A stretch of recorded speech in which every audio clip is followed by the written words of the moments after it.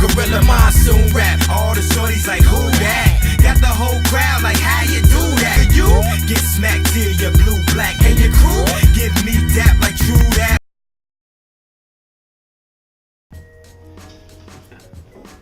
Now, I'm a construction worker. I do commercial air conditioning. I'm part of a local sheet metal union. I started breakdancing in the summer of 1997. I was 21 years old.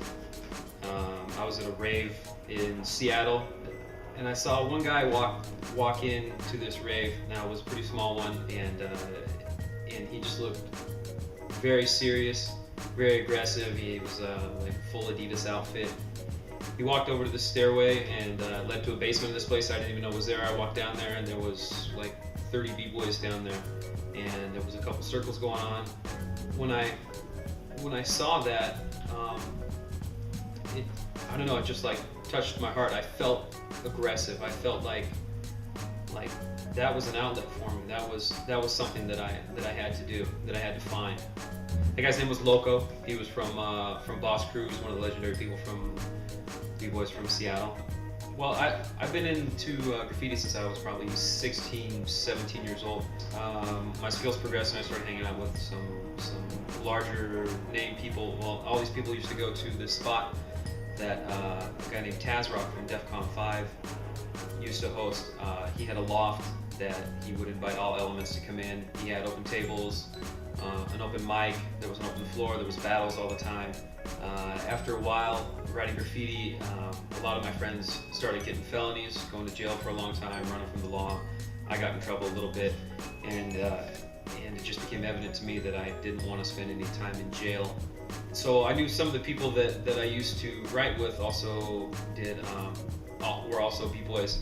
They were in this guy Tazrock's crew. So just kind of exchanged circles that I was in, went from the Black Book circle to the dancing circle.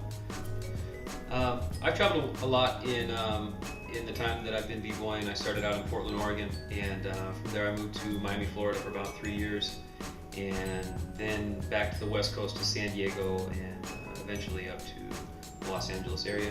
And I would say that my style is more of every style and no style. I do tops, I do footwork, power, freezes, but I don't necessarily follow any one in particular, and I wouldn't necessarily say I'm stronger than any one in particular than the other. I think I'm influenced by capoeira as far as some air moves, just how you move your body and your footwork. I try to create certain angles, different levels, bringing things up and down and transitioning, moving from footwork to power, back to footwork, back to freezes, and just trying to keep things on time to become a better b-boy, to have longevity in what I'm doing.